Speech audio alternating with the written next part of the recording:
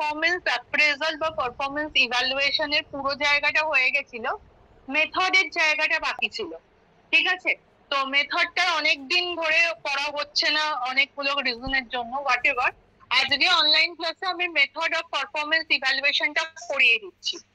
Next উইকও online class রাখার ইচ্ছা আছে, কারণ নেক্সট উইকও 5-6 তারিখ অব্দি পরীক্ষা কন্টিনিউ হবে ডিপার্টমেন্টে। তো সেই ক্ষেত্রে ওই আমাদের আজকে পারফরমেন্স ইভ্যালুয়েশন যদি হয়ে যায়, মানে হয়ে যাবে এই মেথডটা কমপ্লিট, তো সেখানে আমাদের এইচআরএম যে পেপারটা রয়েছে, ডিএসসি পেপার, ওর দুটো ইউনিট আমার ছিল সিলেবাসে, দুটো ইউনিটটাই আজকে কমপ্লিট হয়ে যাচ্ছে। ঠিক আছে, তোদের মেটেরিয়ালও প্রোভাইড করা আছে, সবটাই দেওয়া আছে, এটা হয়ে যাচ্ছে। নেক্সট উইক আমি তোদেরকে করব, কি বলে, CC13 এর যে পেপারটা রয়েছে সেই পেপারের মধ্যে আমার রয়েছে ইউনিট 3 and 4। তো ইউনিট 3 আর 4 এর জায়গাগুলো আমি শুরু করব। ঠিক আছে, এবার হতে পারে এই ইউনিট 3 আর 4 যেটা হচ্ছে আবার জেনারেলদের ও পেপারের মধ্যে রয়েছে, তো সেই ক্ষেত্রে দুজনের কম্বাইন্ড ক্লাস থাকতে পারে, জেনারেল যাদের রয়েছে সাইকোলজি আর তোদের, তো কম্বাইন্ড ক্লাস আমি নেব। তো কখন নেব, কবে নেব, সেটা আবার তোদেরকে আমি গ্রুপে ইনফর্ম করে দেবো। যাই হোক, আজকে যেটা করাবো সেটা হচ্ছে পারফরমেন্স অ্যাপ্রেজালের মেথড গুলো। একটু ছোট করে বলে দিই পারফরমেন্স অ্যাপ্রেজাল বিষয়টা কি ছিল।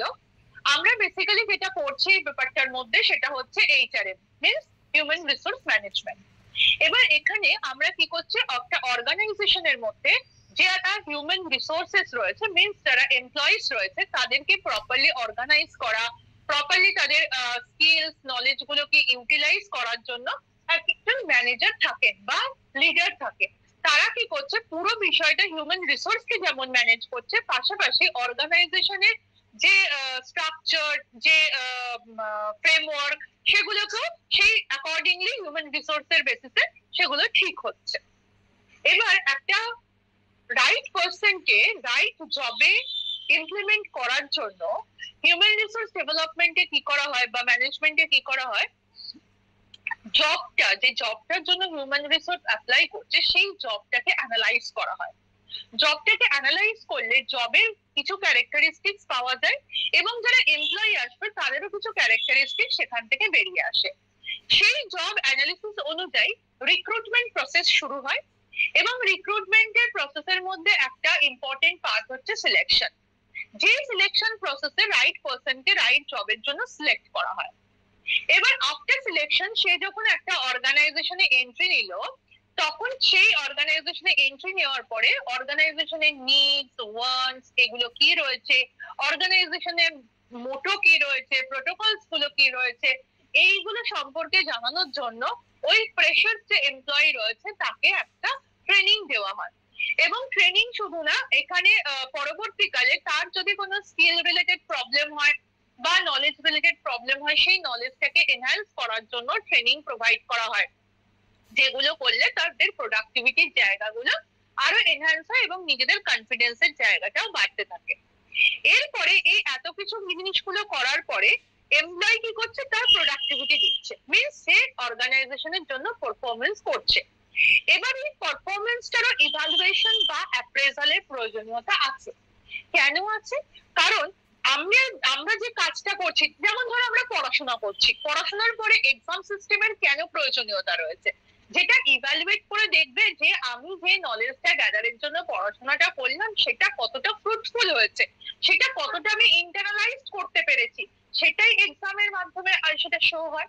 ঠিক অর্গানাইজেশনের ক্ষেত্রেও তাই, প্রত্যেকটা এমপ্লয়ি হিউম্যান রিসোর্সরা যে এমফাসিস দিচ্ছে, যে পারফরমেন্সটা অর্গানাইজেশনের জন্য করছে, সেটা কতটা ক্রিয়েটিভ, কতটা প্রোডাক্টিভ এবং কতটা অর্গানাইজেশনের জন্য ইউজফুল, সেগুলো ভেরিফাই করার দরকার আছে।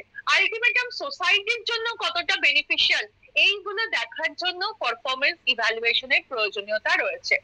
পারফরমেন্স ইভ্যালুয়েশন যদি প্রপারলি হয়ে থাকে, তাহলে যেটা আমরা দেখেছিলাম যে একটা পার্সনের প্রমোশন হয় এবং পারফরমেন্স রেজাল্ট ভালো হলে প্রমোশন হবে, প্রমোশন হলেই স্যালারি ইনক্রিজ হবে, একটা মানুষের কোথায় ট্রেনিং এর প্রয়োজনীয়তা রয়েছে, পারফরমেন্স ইভ্যালুয়েশনের খারাপ জায়গাগুলো হাইলাইটেড হলেই সেখান থেকে বেরিয়ে আসবে যে তার এই জায়গাটা খারাপ হচ্ছে, তার মানে ওখানে কোনো স্কিল রিলেটেড গন্ডগোল হয়ে রয়েছে, ওখানে তার ট্রেনিং এর প্রয়োজনীয়তা রয়েছে। এই জায়গাগুলো বেরিয়ে আসছে এবং একটা এমপ্লয়ি ওভারঅল তার একটা নলেজ গেইন করে অর্গানাইজেশনের সাথে কাজ করে যেতে পারছে। তো এই যে পারফরমেন্স অ্যাপ্রেজাল বা ইভ্যালুয়েশন আমরা যাই বলি না কেন, এগুলোকে তো ভেরিফাই করে দেখার প্রয়োজনীয়তা রয়েছে যে কিভাবে আমরা পারফরমেন্স অ্যাপ্রেজালটা করব, কোন প্রসেসে বা কোন মেথডে করব। তো মেথড গুলো অ্যাকচুয়ালি দুটো মেথড রয়েছে, একটা হচ্ছে ট্র্যাডিশনাল মেথড আর একটা হচ্ছে মডার্ন মেথড। এবার এই দুটো মেথডের মধ্যে আবার সাব মেথডস রয়েছে।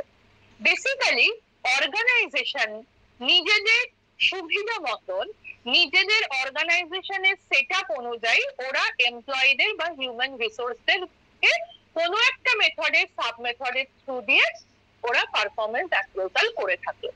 ঠিক আছে, তো এটা টোটালি ডিপেন্ডস করে অর্গানাইজেশনের নিডস, অর্গানাইজেশনের ইনফ্রাস্ট্রাকচার, তার উপর তারাই ডিসাইড করে যে তারা ট্র্যাডিশনাল মেথডের মধ্যে কোন সাব মেথডের মধ্যে যাবে বা মডার্ন মেথডের মধ্যে কোন সাব মেথডের মধ্যে দিয়ে তারা যাবে। তাহলে দুটো মেথড রয়েছে, ট্র্যাডিশনাল এবং মডার্ন মেথড। এবার আমরা একটুখানি স্ক্রিনটা শেয়ার করে দেখে নিই তার আন্ডারে সাব মেথড গুলো কি, এবার ওগুলোর মিনিং গুলোই বা কি রয়েছে। একটু হোল্ড কর, আমি স্ক্রিনটা শেয়ার করি দাও।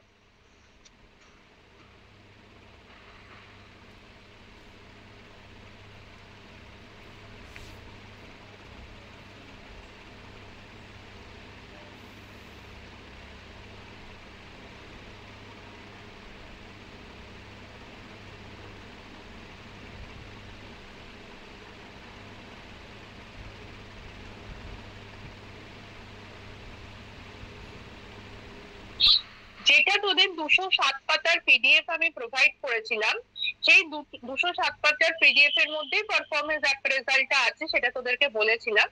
ওখানেই কিন্তু মেথডটা রয়েছে, এই যে মেথড অফ পারফরমেন্স অ্যাপ্রেজাল। দেখ, যেটা বললাম তোদেরকে যে performance appraisal method are categorised into two ways, that is traditional and modern method. Each organization adopts the different methods of performance appraisal according to the need of the organization. ওইটাই বললাম যে যে অর্গানাইজেশনের যেরকম নিড, যেরকম infrastructure, সেই অনুযায়ী তারা ডিসাইড করে যে কোন মেথডটা তারা অ্যাডপ্ট করবে। In small organization, it may be an informal basis where personal opinion of a supervisor about his subordinate may consider for appraisal. আবার যেগুলো একদম খুব ছোট ছোট অর্গানাইজেশন, তারা এত কিছু ঝামেলায় যায় না, তাদের যারা সুপারভাইজার রয়েছে সুপারভাইজাররাই ইভ্যালুয়েট করে দেয় ডাইরেক্টলি তাদের আন্ডারে যারা সাবঅর্ডিনেট রয়েছে তাদের পারফরমেন্স গুলো তারা ইভ্যালুয়েট করে দিচ্ছে। ঠিক আছে, তো এখানে এবার দেখ মডার্ন মেথড গুলো কি কি রয়েছে পারফরমেন্স অ্যাপ্রেজালের। ট্র্যাডিশনাল মেথডের মধ্যে ranking, paired comparison, grading, force distribution, force choice, checklist, critical incident method, graphical scale method, essay method, field review method, এগুলো রয়েছে। whereas মডার্ন মেথডের মধ্যে এমবিও রয়েছে, means management by objectives. MBO ডিটেইলিংটা দেখবি তোদের আবার ইউনিট 2 তে রয়েছে সিসি 13 এ, ম্যানেজমেন্ট বাই অবজেক্টিভস। আর মডার্ন মেথডের মধ্যে বিহেভিয়ারালি অ্যাঙ্কার রেটিং স্কেল রয়েছে, assessment centre, 360 degree appraisal, cost accounting method, এই মেথড গুলো রয়েছে। এবার আমরা এক এক করে যাই যে প্রত্যেকটা মেথডের আন্ডারে যে সাব মেথড গুলো রয়েছে তার মিনিং গুলো কি কি। প্রথমে ট্র্যাডিশনাল মেথড, ট্র্যাডিশনালের মধ্যে র্যাঙ্কিং মেথড। র্যাঙ্কিং মেথডটা হচ্ছে সবথেকে simplest form of performance appraisal method. এখানে কি করা হয়, তোরা মনে করে দেখ, তোরা যখন র্যাঙ্ক অর্ডার কোরিলেশন এর স্ট্যাটিস্টিক্সটা করেছিলি, ওখানে তোরা কি করেছিলি, সব থেকে বেশি যে মার্কসটা রয়েছে সেখানটাকে 1 নম্বর র্যাঙ্ক করেছিলি, তারপরেরটাকে 2 নম্বর, তারপরটাকে 3 নম্বর। এবার যদি সেম নম্বর দুবার আসে তাহলে ধর 4 নম্বর পজিশনে সেম নম্বর দুবার এলে দুটোকেই তোরা 4 ডিনোট করেছিলি, সরি 4 ডিনোট করেছিলি, 4 + 5 করে 2 দিয়ে ডিভাইড করে 4.5 4.5 করে ডিনোট করেছিলি। র্যাঙ্কিং এও একই রকম। র্যাঙ্কিং এ কি করা হচ্ছে, এমপ্লয়ীদের যে ক্যারেক্টারিস্টিক্স গুলো সেগুলোকে জট ডাউন করা হচ্ছে। জট ডাউন করে এবার বলা হচ্ছে যে কার কতটা কোন ক্যারেক্টারিস্টিক্সটা ভালো সেটাকে 1, কোনটা তারপরে একটু খারাপের দিকে যাচ্ছে সেটাকে 2, এরকম ভাবে কোনটা সব থেকে ওর্স সেটাকে তত নম্বর, 10টা ক্রাইটেরিয়া হলে তাকে 10 নম্বর র্যাঙ্ক দাও। এই র্যাঙ্কিং করে বার করে নেওয়া হয় যে কার কিরকম পারফরমেন্স গুলো রয়েছে। এবার বিষয়টা হচ্ছে যদি অর্গানাইজেশনে খুব কম সংখ্যক এমপ্লয়ি থাকে তাহলে এই র্যাঙ্কিং এর মাধ্যমে ইজিলি আমরা ফাইন্ড আউট করে ফেলতে পারি যে কার কিরকম কোয়ালিটিস গুলো বা ক্যারেক্টারিস্টিক্স গুলো কার কিরকম রয়েছে পারফরমেন্সের দিকে। কিন্তু যদি সেটা লার্জার অর্গানাইজেশন হয়ে থাকে তাহলে এই র্যাঙ্কিং মেথড দিয়ে র্যাঙ্ক করে সেটাকে আবার পাইল আপ করে বুঝে নিয়ে দেখাটা খুব ডিফিকাল্ট হয়ে যায়। ডিফিকাল্টির জায়গাটা যেটা মেইন সোর্স সেটা র্যাঙ্কিং এর থেকেও সব থেকে বড় সমস্যা হয়ে দাঁড়ায় যে কোন কোন কোয়ালিটি গুলোকে আমরা ইভ্যালুয়েট করব। কারণ বড় অর্গানাইজেশন হয়ে গেলে তার অনেক ডিপার্টমেন্ট থাকবে, সেই ডিপার্টমেন্টের এক একটার এক এক রকম কাজ থাকবে। এবার ওভারঅল যদি আমরা দেখতে চাই তাহলে এক একটা ডিপার্টমেন্ট ওয়াইজ এক এক রকম আমরা কোয়ালিটি ঠিক করতে হবে, তাদের র্যাঙ্কিং করতে হবে, সেই র্যাঙ্কিং অনুযায়ী আবার সেগুলোকে ইভ্যালুয়েট করাটা একটা কমপ্লেক্স টাস্কে পরিণত হবে। কিন্তু যদি ছোট অর্গানাইজেশন হয়ে থাকে তাহলে র্যাঙ্কিং মেথড হচ্ছে একটা ভালো effective method for performance appraisal. তাহলে সিম্পল এখানে যেটা হচ্ছে যে র্যাঙ্ক প্রোভাইড করা হচ্ছে, যে কোয়ালিটিস গুলো বেরোচ্ছে সেগুলোকে র্যাঙ্ক প্রোভাইড করা হচ্ছে। অবভিয়াসলি যেটা ওর্স্ট র্যাঙ্কিং এ যাচ্ছে সেইগুলোর উপরে আমরা একটু টেক কেয়ার করব। যদি মনে হয় সেটাকে ট্রেনিং দিলে ঠিক হতে পারে ট্রেনিং দেবো, আর যদি কোনো এমপ্লয়িজ এর দেখা যায় যে ম্যাক্সিমাম গুলোই হচ্ছে র্যাঙ্কিং গুলো ভালোর দিকে তাহলে তাকে আমরা আবার প্রমোশনের ব্যবস্থাটা করে দিচ্ছি। এবার হচ্ছে পিয়ার্ড কম্পারিজন। র্যাঙ্কিং মেথডের মধ্যে এবার যেটা আসছে পিয়ার্ড কম্পারিজন। পিয়ার্ড কম্পারিজন মেথডটা কি, এখানেও আমরা ইভ্যালুয়েট করি কম্পেয়ার করে। কিভাবে করব, র্যাঙ্কিং আমরা র্যাঙ্ক দিচ্ছিলাম। পিয়ার্ড কম্পারিজন মেথডে যখন হচ্ছে লার্জার অর্গানাইজেশন চলে আসছে তখন আমরা সেখানে পিয়ার্ড কম্পারিজন ইউজ করছি। ধর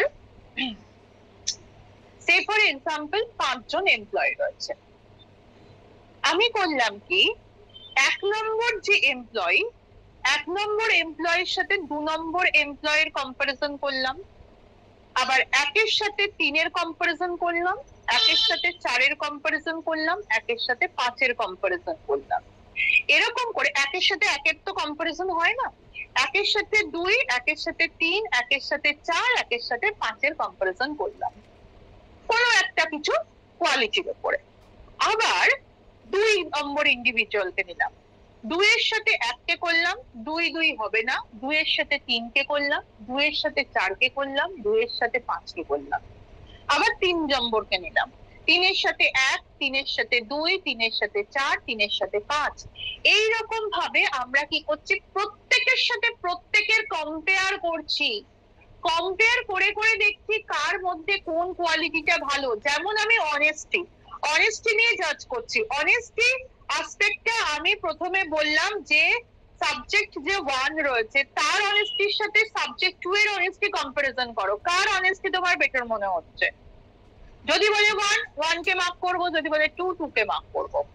আবার 1 আর 3 এর সাথে কম্পারিজন করা হচ্ছে, এবার তুমি কাকে তুমি বলছো, 1 কে বলছো না 3 কে বলছো, সেখানে 3 কে বললে 3 কে, 1 কে বললে 1 কে। এইরকম ভাবে আমরা কম্পেয়ার করে করে আমরা কি করছি পেয়ার্ড কম্পারিজন ওয়েতে পারফরমেন্স ইভ্যালুয়েট করছি। মানে অর্গানাইজেশনে কোন এমপ্লয়িজটা ভালো, কোন কোয়ালিটির দিক থেকে ভালো সেটা আরো ফাইনুট বিচার করছি। র্যাঙ্কিং এ কি হচ্ছিল, এক একজনের উপর বেস করে হচ্ছিল। এবার এক একজনের উপর বেস করলে তার কোয়ালিটিটাকে আমরা জাজ করছি, কিন্তু ওভারঅল কোয়ালিটিটা অর্গানাইজেশনের সবার সাথে তার কি সম্পর্ক সেই জায়গাটা বা সবার সাথে কম্পারিজনের জায়গাটা ঠিক মতন আসছিল না। সেই জন্য আমরা পেয়ার্ড কম্পারিজন মেথডের মাধ্যমেও আমরা করে থাকি। এবার এখানে যে মেথডে আমরা ফর্মুলাটা ইউজ করি n into n minus 1 divided by 2 করি। n মানে 5 জন, যদি হয় 5 ইন্টু 5 মাইনাস 1 ডিভাইডেড বাই 2, এরকম করে আমরা ইভ্যালুয়েট করব। যেমন দেখ এখানে 5 ইন্টু 5 মাইনাস 1 ডিভাইডেড বাই 2 করে 10টা পেয়ার আসছে, মানে 10টা পেয়ারে আমার কাটতে হবে, ঠিক আছে? র্যাঙ্কিং যদি 7 জন থাকে 7 জনের উপর করতে হচ্ছে। এখানে আমরা 5 জনকে 10 রকম ভাবে পেয়ারিং করিয়ে কাজটা করছি যাতে আরো ভালো করে ইভ্যালুয়েশন করা যায়। আমি যেরকম ভাবে বললাম সেই জিনিসটা এখানে একটা এক্সাম্পল দিয়ে বলে দিয়েছে। এরকম পেয়ারিং করার পরে এবার প্রত্যেকটা এমপ্লয়ি স্কোর গুলোকে বার করা হয়। অ্যাকচুয়ালি এই প্র্যাকটিক্যালটা, এটার একটা প্র্যাকটিক্যাল আছে, যদি তোরা মাস্টার্সে যাস, মাস্টার্সে গিয়ে যদি ইন্ডাস্ট্রিয়াল নিস কখনো বা অর্গানাইজেশনাল সাইকোলজি নিস, তখন এই পেয়ার্ড কম্পারিজনের উপর কিন্তু প্র্যাকটিক্যাল রয়েছে। সেখানে আরো ইজিলি বোঝা যায় যে কম্পেয়ার করে করে আমরা তো দুজন দুজন করে কম্পেয়ার করলাম, আলটিমেটাম সেই কম্পারিজন গুলো একটা চার্ট ফর্মে ফেলে প্রত্যেকটা এই যে 5 জনের মধ্যে কে সব থেকে বেশি পপুলার বা কার পারফরমেন্স সব থেকে ভালো, ওই অ্যাডিশন করে বেরিয়ে আসে, ঠিক আছে? তো সেই রকম ভাবে ইজিলি আমরা ফাইন্ড আউট করতে পারি অ্যাকর্ডিং টু পেয়ার্ড কম্পারিজন যে এমপ্লয়িজরা কার পারফরমেন্স কোন জায়গায় দাঁড়িয়ে রয়েছে। দেন হচ্ছে গ্রেডিং মেথড। গ্রেডিং মেথডে কি করা হয়? গ্রেডিং মেথডে আমরা যেটা করি সেটা গ্রেড সিস্টেমে ইভ্যালুয়েট করি। দেখবি তোদেরও দেখবি যখন রেজাল্ট বেরোয় মার্কসটাও থাকে, গ্রেডটাও দেওয়া থাকে। তো এখানে গ্রেডিং সিস্টেমে কি করা হয়েছে, যেমন outstanding, good, average, very poor, এইগুলোকে alphabetically A B C D এরকম ভাবে ইন্ডিকেট করা হয়েছে। এ মানে বেস্ট, ডি মানে হচ্ছে ওয়ার্স্ট। মানে ওয়ার্কার্সদের যা যা কোয়ালিটিস গুলো রয়েছে সেগুলোকে জট ডাউন করা হয় প্রত্যেকটা ওয়ার্কারের এক একজনের বেসিসে। ধর সাবজেক্ট এ, তার কোয়ালিটিস গুলো জট ডাউন করা হলো। এবার ফার্স্ট কোয়ালিটি হচ্ছে পারফরমেন্স। পারফরমেন্সের মধ্যে ডিলিং উইথ কাস্টমার, কাস্টমার ডিলিংটা তার কিরকম, কোনটার মধ্যে দেবো, এ বি সি ডি কার মধ্যে দেবো, সেটা আমি লিখে দিলাম। এইরকম ভাবে যখন গ্রেডিং ওয়েতে কোনো মার্কস প্রোভাইড না করে আমরা পারফরমেন্স ইভ্যালুয়েট করছি সেটাকে বলছে গ্রেডিং সিস্টেম। গ্রেডিং সিস্টেমটার যেটা ব্যাপার হচ্ছে, খুব সহজেই আমরা গ্রেডটাকে অ্যাপ্লাই করতে পারি এবং এখানে বলেইছে দেখ this type of grading method is applied during semester pattern of examination. তোদের যখন থেকে সেমিস্টার হলো তখন থেকে কিন্তু এবিসিডি এটা শুরু হলো, ঠিক আছে? আমাদের রেজাল্টে কিন্তু এবিসিডি টা তোরা দেখতে পাবি না, কারণ আমাদের রেজাল্টে মার্কিংটাই শুধু ছিল। সেমিস্টার সিস্টেমের ক্ষেত্রে কিন্তু এই গ্রেডিং সিস্টেমটা তৈরি হয়। বাট এটার একটা সমস্যা কি রয়েছে, rater may rate many employees on the basis of side of their performance. যেহেতু কোনো মার্কস প্রোভাইড করা হয় না, তোদের কিন্তু মার্কসও প্রোভাইড করা হয়, মার্কস প্রোভাইড করে তার উপর বেস করে তোদেরকে গ্রেড করা হয়।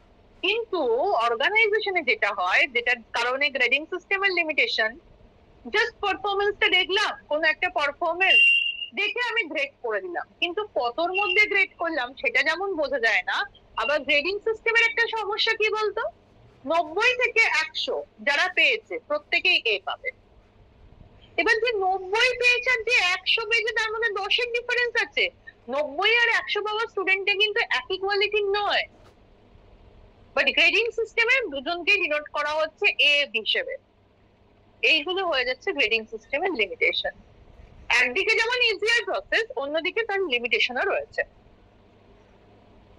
এরপরেরটা হচ্ছে পোস্ট ডিস্ট্রিবিউশন মেথড।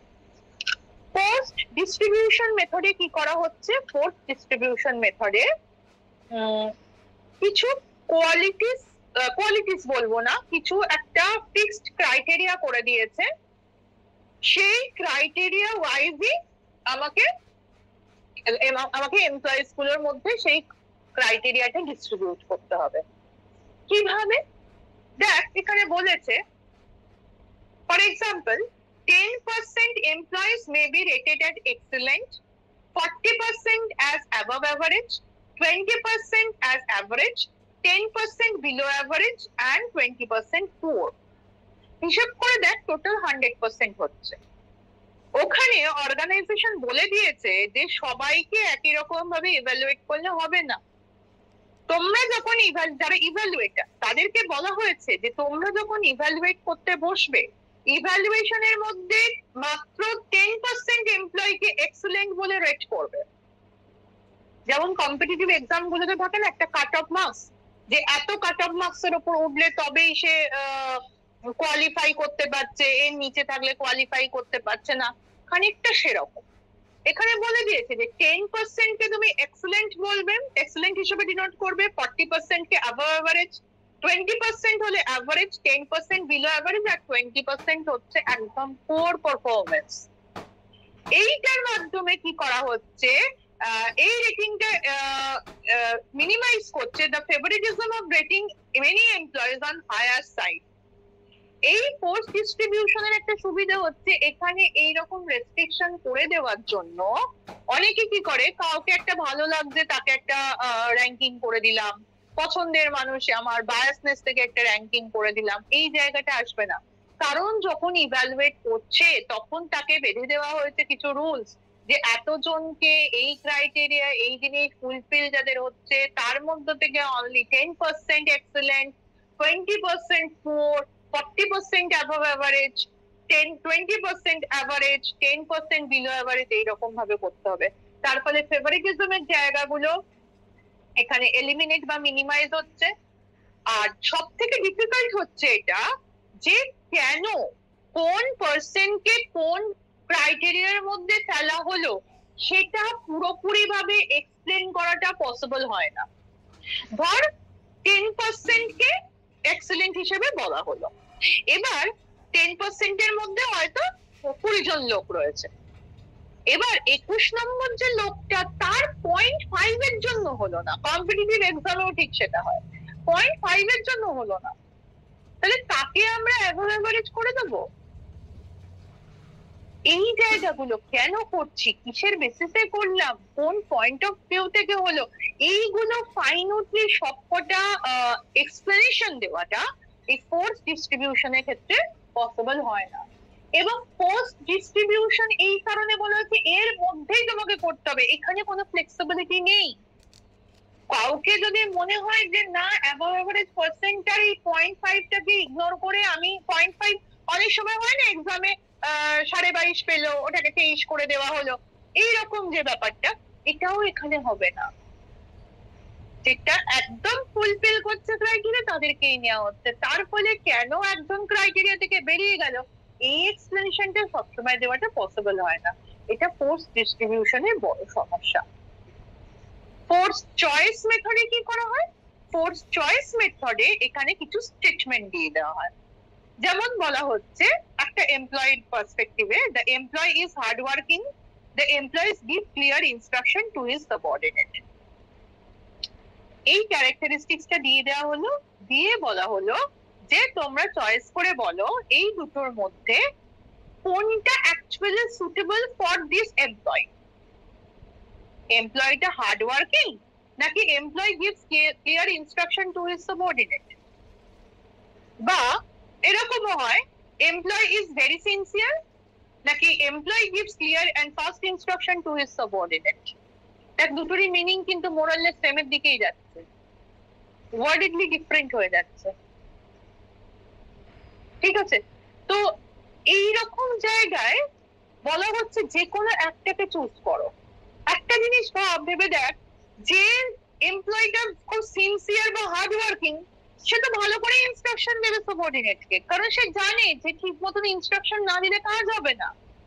তাহলে এবার যদি কারোর দুটোই কোয়ালিটি পারফেক্ট হয়ে থাকে তাহলেও সেখানে আমাকে ফোর্সড করা হচ্ছে যে কোনো একটাকে চয়েস করতে। চয়েসের মধ্যে ফেলে দিয়েছে, সেখানে একটা সুবিধা হয়েছে কি যে স্টেটমেন্ট ওয়াইজ করে দিয়েছে, আমার তাকে রেট করতে সুবিধা হবে। কিন্তু প্রবলেমটা হয়ে যাচ্ছে যে দুটোই যখন মাত্র কোয়ালিটি দিয়েছে, স্টেটমেন্ট দিয়েছে, সেখানে দুটোই যদি এমপ্লয়িজটা থাকে দুটোকে রেট করা যাচ্ছে না, যে কোনো একটাকে রেট করতে হচ্ছে। এটা হয়ে যাচ্ছে আবার ফোর্সড চয়েস ডিস্ট্রিবিউশনের সমস্যা। এবার এইগুলোকে আরো বেশি ইমপ্রুভ করার জন্য যেটা এলো চেক লিস্ট মেথড, যাতে এই প্রবলেমটা ফোর্স ডিস্ট্রিবিউশন বা ফোর্স চয়েসের যাতে কোনো সমস্যা না যেগুলো হচ্ছিল সেগুলোকে মিনিমাইজ করার জন্য এলো চেক লিস্ট মেথড।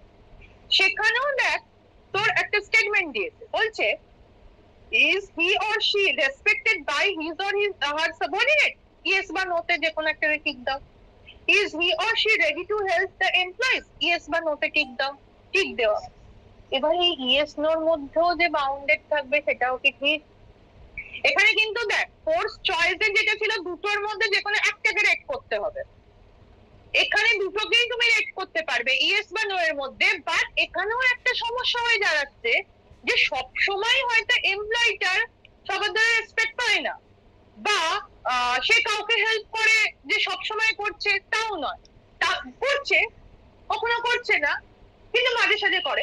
এই মাঝে সাঝে ব্যাপারটা কিন্তু নেই, ইন বিটুইন ব্যাপারটা নেই।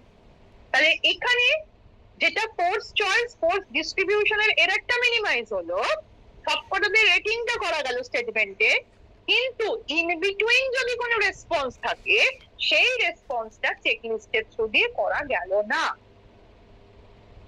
দেন এই সমস্ত রেটিং ফেটিং গুলো সরিয়ে দিয়ে যেটা এলো ক্রিটিক্যাল ইনসিডেন্ট মেথড, এটা একদমই বাকিগুলোর থেকে আলাদা।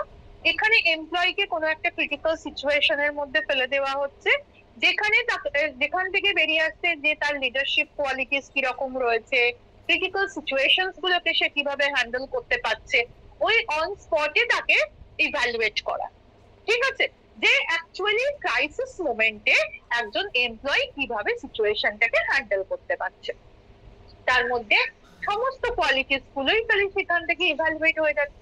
তো এই ক্রিটিক্যাল ইনসিডেন্ট মেথড দিয়ে আর কোনো ওই আগের মতন force choice distribution pair comparison ranking এত সমস্যা থাকছে না।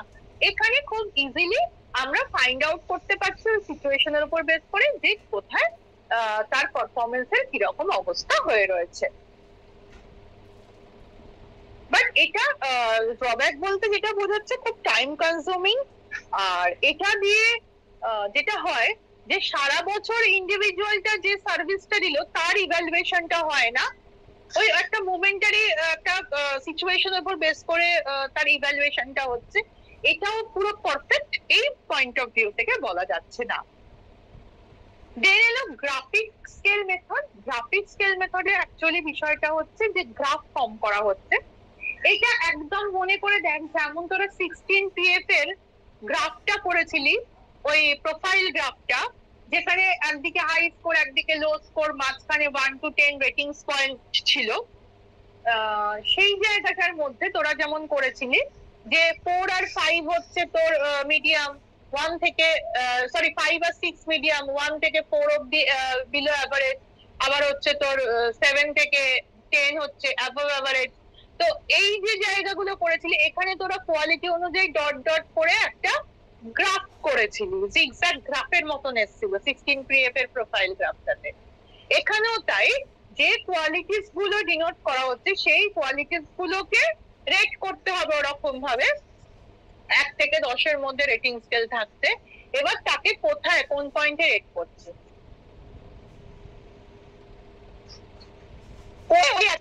একদম র্যাঙ্কিং এরই মতন, তবে র্যাঙ্কিং এর র্যাঙ্ক দেখে বুঝতে হতো। এখানে ওই জিগজ্যাগ জায়গাটা দেখে আমরা বুঝে যাচ্ছি গ্রাফিক্যাল রিপ্রেজেন্টেশনটা কার কোন কোয়ালিটিটা কতটা উইকনেস এর মধ্যে রয়েছে, কতটা স্ট্রেংথেনিং এর মধ্যে রয়েছে, কতটা অ্যাভারেজ এর মধ্যে রয়েছে। সেই গ্রাফিক্যাল রিপ্রেজেন্টেশন সবসময় আই ক্যাচিং হয়ে থাকে, ইজিলি ফাইন্ড আউট করার জন্য পারফরমেন্সটা এই গ্রাফিক্যাল মেথডও ইউজ করা হয়ে থাকে।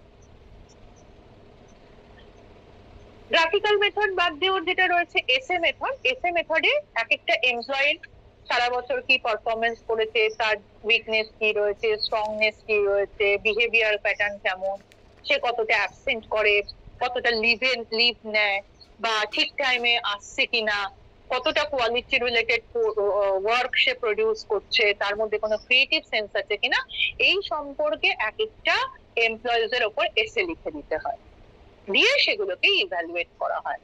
তবে এই এসএ লিখে এটা একটা সিম্পল মেথড, বাট সেগুলোকে প্রপার ওয়েতে ফাইন্ড আউট করে তার কি কোয়ালিটি আছে ফাইন্ড আউট করে তাকে ইভ্যালুয়েট করাটা বেশ ডিফিকাল্ট। এটা তখনই হবে যদি সেটা স্মল অর্গানাইজেশন হয়, তাহলে সেখান থেকে বেরিয়ে আসবে ইজিলি। কিন্তু বড় অর্গানাইজেশন হলে অনেক এমপ্লয়ের মধ্যে যদি কেউ 20-25 পাতার এসে লিখে দেয় তার জীবনী নিয়ে, সারা বছরের কাজ নিয়ে, তাহলে সেখান থেকে ইভ্যালুয়েট করাটা বেশ ডিফিকাল্ট হয়ে দাঁড়ায়। এবারে আসছে হচ্ছে ফিল্ড রিভিউ মেথড। এগুলো কিন্তু সব ট্র্যাডিশনাল এর মধ্যে যাচ্ছে। ফিল্ড রিভিউ মেথডে হচ্ছে এইটা বেশ ভালো একটা মেথড, যেখানে ট্র্যাডিশনাল এর মধ্যে এই একটাই মেথড, সারা বছর এমপ্লয়িটা কি কি কাজ করলো পুরো রেটিং করে, তার ডকুমেন্ট ওয়াইজ সেটাকে রিভিউ করে পুরো জট ডাউন করে যখন ইভ্যালুয়েট করা হয়, এমপ্লয়িজদের একটা চাকরির একটা ডায়েরি থাকে, সেটার মধ্যে লেখা থাকে যে সে কখন আসছে, কখন যাচ্ছে, কতটা প্রোডাকশন দিল, ওইগুলোকে ট্যালি সিস্টেমে মার্কিং করে তার বিহেভিয়ার সমস্ত কিছুকে রেট করে পুরো সারা বছরের কাজটাকে রিভিউ করে যখন একটা রেটিং করা হচ্ছে, তখন সেটাকে বলা হচ্ছে ফিল্ড রিভিউ মেথড। এটা ট্র্যাডিশনাল মেথডের মধ্যে বেশ ভালো একটা তোমার কি বলে পারফরমেন্স ইভ্যালুয়েশন মেথড, যেটা দিয়ে প্রপার ওয়েতে পারফরমেন্স গুলোকে ইভ্যালুয়েট করা যায়। ঠিক আছে, তো ট্র্যাডিশনাল মেথড গুলো পড়লাম, এবার বল যে এই জায়গাতে কোনো ডাউট আছে কিনা।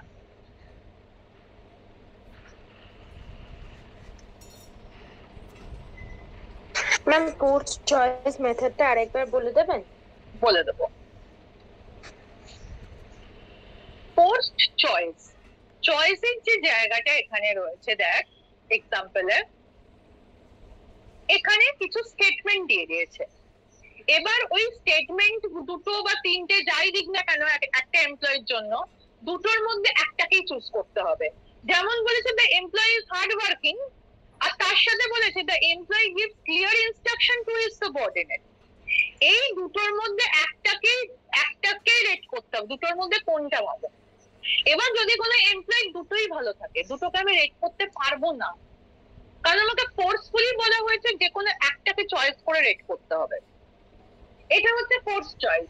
কিন্তু এই ফোর্স চয়েসে যে সমস্যাটা বললাম, দুটোই একজনের ভালো হতে পারে, কারণ যে হার্ড ওয়ার্কিং বা যে সিনসিয়ার সে ক্লিয়ার ইনস্ট্রাকশন দেবে, এটাই যুক্তিযুক্ত সাবঅর্ডিনেটকে, কিন্তু আমি রেট করতে পারবো না। যদি আমি এই the employees give clear instruction to his সাবঅর্ডিনেটকে রেট করি, তাহলে আবার দ্য এমপ্লয়িজ হার্ড ওয়ার্কিং এটাতে রেট করতে পারবো না, যে কোনো একটাতে করতে হবে।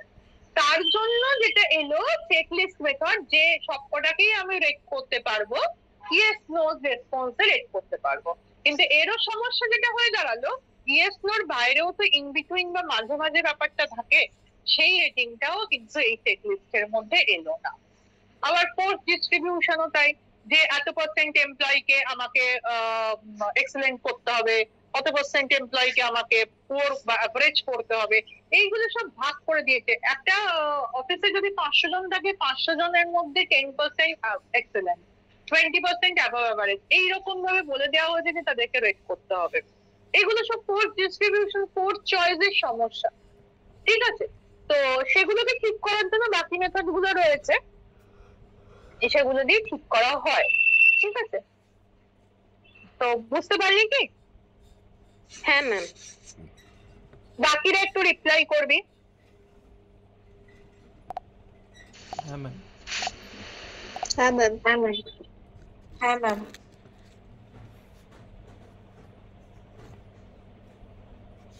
আচ্ছা, হ্যাঁ ম্যাম। এবার আসছে মডার্ন মেথডস। হ্যাঁ, মডার্ন মেথডের থ্রু দিয়ে ইভ্যালুয়েশন। মডার্ন মেথডের মধ্যে রয়েছে management by objectives.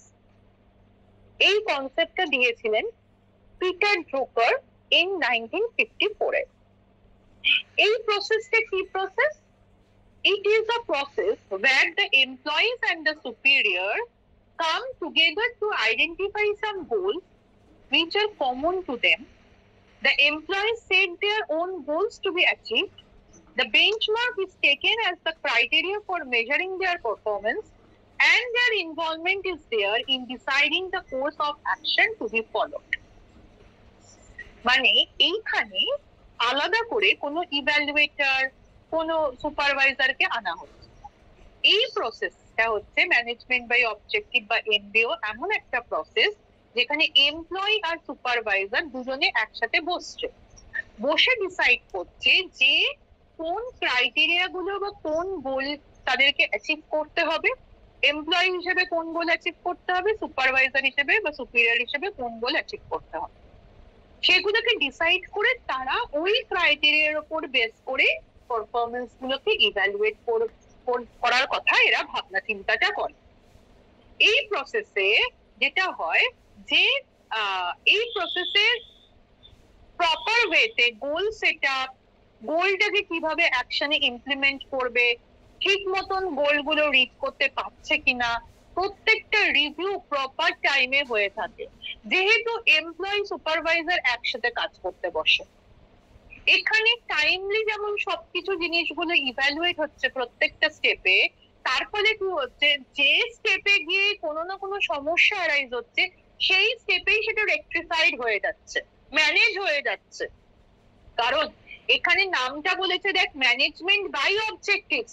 Objectives, goals গুলো এরা একদম প্রথম থেকেই স্টেপ বাই স্টেপ রেডি করছে, এবং সেই স্টেপ বাই স্টেপ রেডি করতে গেলে প্রত্যেকটা অবজেক্টিভস অনুযায়ী তারা দেখে নিচ্ছে যে কার কিরকম পারফরমেন্স রয়েছে, সেই অনুযায়ী পারফরমেন্স ডিটোরিয়েট করলে সেটাকে ম্যানেজ করছে, তার ট্রেনিং প্রোভাইড করছে, পারফরমেন্স ভালো হলে নেক্সট গোলের দিকে টার্গেট করছে। এই প্রসেসটা এইরকম ভাবেই চলছে। এটা সেই ট্র্যাডিশনাল এর মতন র্যাঙ্ক করব, পেয়ার্ড কম্পারিজনে আনবো, গ্রাফিক কে প্রেজেন্ট করব, বা চেকলিস্ট মেথডে যাব, ক্রিটিক্যাল ইনসিডেন্ট মেথডে যাব, এরকম না। এখানে প্রত্যেকটা স্টেপস ওয়াইজ পারফরমেন্স ইভ্যালুয়েট হয়ে চলেছে। সো এটা হচ্ছে ম্যানেজমেন্ট বাই অবজেক্টিভস মেথডে পারফরমেন্স ইভ্যালুয়েশন। দেন হচ্ছে behaviourally anchored rating scale, BARS, ঠিক আছে, বারসো অনেকে বলে। তো কি বিহেভিয়ারালি অ্যাঙ্কার্ড রেটিং স্কেল? এই রেটিং স্কেলটা combination of traditional rating scale and critical incident method. আমরা যেটা ট্র্যাডিশনাল মেথডে র্যাঙ্কিং করেছি, যে কোয়ালিটি গুলোকে র্যাঙ্ক করা, আর ক্রিটিক্যাল ইনসিডেন্ট মেথডে সে কিরকম ভাবে পারফরমেন্স করলো ক্রিটিক্যাল সিচুয়েশনটাতে, সেটা দেখেছি দুটোকে মিক্সড আপ করেছে। কি যে ক্রিটিক্যাল ইনসিডেন্টের মধ্যে তাকে ফেলে দেওয়া হলো, সে তার কোন কোন কোয়ালিটি ইউজ করে কিভাবে হ্যান্ডেলিং করলো সিচুয়েশনটা, সেই অনুযায়ী তার কোয়ালিটি গুলোকে রেট করা হলো।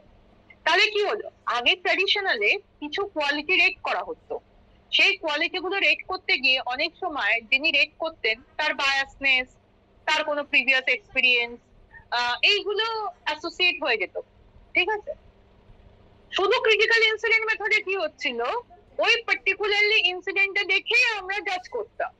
দুটোরই যে ড্রব্যাকটা, সেটা মানে একসাথে করে দেওয়াতে কি হলো, ক্রিটিক্যাল ইনসিডেন্ট মেথডটার মধ্যে তাকে ফেলে দেওয়া হলো, প্লাস যে কোয়ালিটি গুলোর উপর ইভ্যালুয়েট হবে, আমরা ভেরিফাই করে দেখে নিচ্ছি যে ওই ক্রিটিক্যাল সিচুয়েশনে ওই কোয়ালিটি গুলো কতটা এক্সেলেন্টলি বা কতটা পুয়ারলি সে ইউজ করলো, সেই অনুযায়ী রেটিংটাও সাইড বাই সাইড হচ্ছে।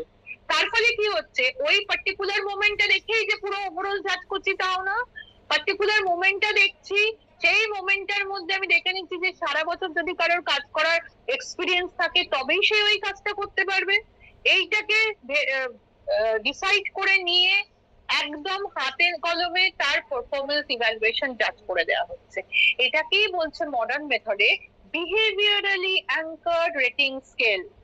একদম অল ওভার দুটো দিক থেকে, দুটো ট্র্যাডিশনাল মেথডকে কম্বাইন করে, যেটা আলাদা আলাদা ভাবে ইউজ হতো, কম্বাইন করে বিহেভিয়ারালি অ্যাঙ্কার রেটিং স্কেলটাকে ইউজ করা হচ্ছে। এখান দিয়ে খুব সহজেই বেরিয়ে আসছে জবের পারফরমেন্সের কোয়ালিটি গুড না ব্যাড, ইন্টারপার্সোনাল রিলেশনশিপ কেমন, ইন্ডিভিজুয়ালটা কতটা ফ্লেক্সিবল বা কনফিডেন্ট কনসিস্টেন্ট পেতে পারফরমেন্স করছে, জব নলেজ তার কতটা রয়েছে, এগুলো বেরিয়ে আসছে। আচ্ছা, নেক্সট হচ্ছে অ্যাসেসমেন্ট সেন্টার। অ্যাসেসমেন্ট সেন্টার, এই যে মেথডটা প্রথম ইমপ্লিমেন্ট করা হয়েছিল একটা জার্মান আর্মিতে 1930-তে। With the passage of time, industrial houses and businesses started using this method. পরবর্তীকালে বিভিন্ন ইন্ডাস্ট্রি অর্গানাইজেশন এই মেথডটাকে ইউজ করে। প্রথমে মেথডটা, এই অ্যাসেসমেন্ট সেন্টার মেথডটা একটা জার্মান আর্মিতে ইউজ করা হয়, তারপরে এই মেথডটা সিস্টেমটা ভালো লাগাতে ইন্ডাস্ট্রিয়াল হাউস গুলো বা বিজনেস গুলো এই মেথডে ইভ্যালুয়েট করতে শুরু করে। এখানে কি হয়, this is a system of assessment where individual employee is assessed by many experts by using different technique of performance appraisal. The technique which may be used are role playing, case studies, simulation exercises, transactional analysis, etc. এগুলো দেখ সবই আমরা training মেথডে পড়ে এসেছি। Role play, case study, simulation exercise, transactional analysis, যেখানে child, parent, adult ওয়েতে transaction কিভাবে হচ্ছে, রিলেশনশিপ কি হচ্ছে, ইন্টারাকশন কি হচ্ছে, এগুলো যেগুলো ট্রেনিং মেথডে পড়ে এসেছিলাম, এই সবকটা মেথড গুলোকে ইউজ করে একটা এমপ্লয়িকে অ্যাসেস করা হচ্ছে যে সে কি রকম, তার পারফরমেন্স সে সারা বছর কেমন দেয়। এই মেথডটা ইউজ করে একটা অবভিয়াসলি একটা গ্রুপের ওপর ইউজ করা হচ্ছে, এমপ্লয়িজদের গ্রুপের ওপর করে দেখে নেওয়া হচ্ছে তার কাজের পারফরমেন্সটা কি রয়েছে, এবং সেই পারফরমেন্সটাকে অ্যাসেস করে তাকে প্রমোট করা হচ্ছে। আর যদি দেখা যাচ্ছে যে ক্রাইটেরিয়া গুলো খুব ভালো করে মিট করতে পারেনি সে, তাহলে সেই জায়গায় তাকে ট্রেনিং দেওয়া হচ্ছে, প্রমোশনটা আটকে দেওয়া হচ্ছে। এইরকম ভাবে যখন আমরা কোনো অ্যাসেসমেন্ট সেন্টার এই কারণেই বলছি যেখানে অনেকগুলো প্রসেসে আমরা এমপ্লয়ীদেরকে জাজ করছি, রেট করছি, তো সেই জন্য অ্যাসেসমেন্ট সেন্টার বলা হয়েছে।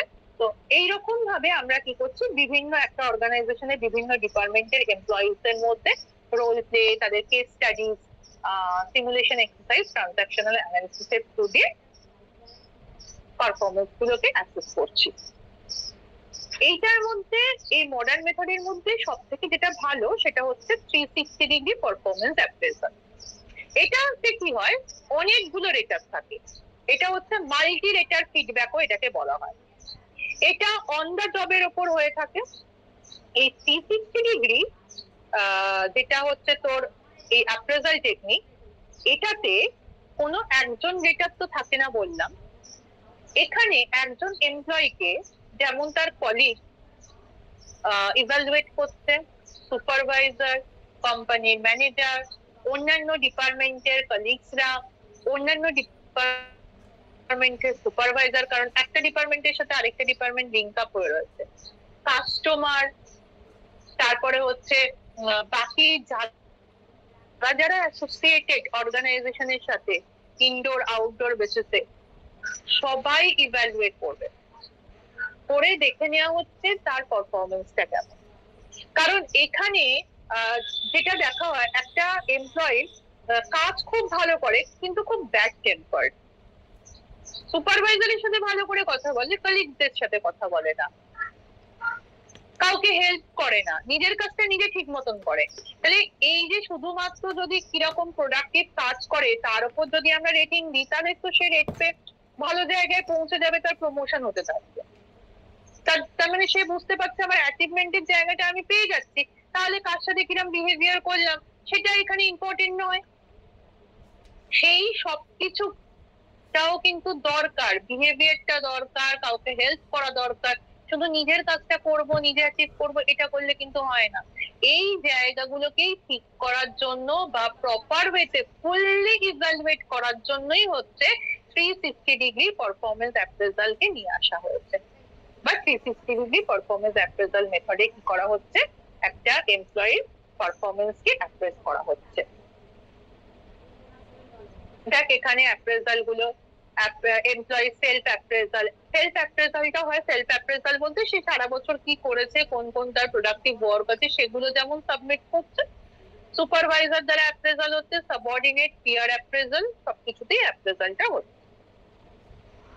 লাস্ট হচ্ছে কস্ট অ্যাকাউন্টিং মেথড। এই মেথডটা সেরকম ভাবে ইউজ করা আমাদের এখানে হয় না, এবং এটা খুব নিউলি একটা মেথড, যে মেথডে হচ্ছে যে ইভ্যালুয়েশনটা হয় on the basis of monetary return the employee gives to his or her organisation.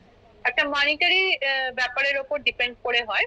মানে এখানে জিনিসটা যেটা হয়, ইভ্যালুয়েশনটা হয় interpersonal relationship with others, quality of product produced or service given to the organization, wastage, damage, accident caused by the employees, average value of production or service of an employee, overhead cost incurred।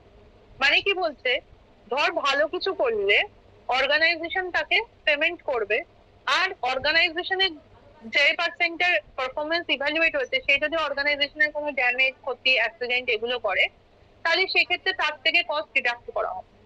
এইরকম ভাবে cost induce করে মানিটারিলি ওয়েতে কি করা হয়েছে, তোর cost appraisal, এই cost accounting মেথডের থ্রু দিয়ে অ্যাপ্রেজাল করা হয়। তবে পার্সোনালি আমার যেটা মনে হয়, এই মেথডটা ঠিক মতো সুইটেবল নয়। কারণ অনেকে মনে করতেই পারে যে আমার জবটা সম্পর্কে স্যাটিসফ্যাকশন একদমই নেই, আমাদের তো এমনিও ভালো পারফরমেন্স করলে প্রমোশন হয় না।